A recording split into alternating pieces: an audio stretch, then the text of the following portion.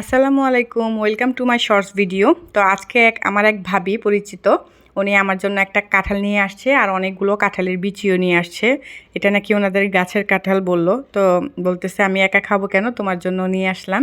এখানে আমি কাঁঠালটা ভাঙার জন্য অনেকগুলো সরিষার তেল হাতে মেখে নিলাম, কারণ কাঁঠাল ভাঙার পরে হাতে অনেক কষ্ট লেগে যায়, কিন্তু এই কাঁঠালটার মধ্যে একটুও কষ্ট ছিল না।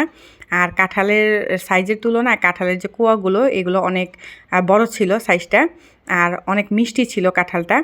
অত একটা শক্ত ছিল না, আবার অত একটা লেটকাও ছিল না। তো এমনিতে তো কাঁঠাল অত একটা খাওয়া হয় না, কাঁঠালের বিচির জন্যই কাঁঠাল বাসায় আনা হয়।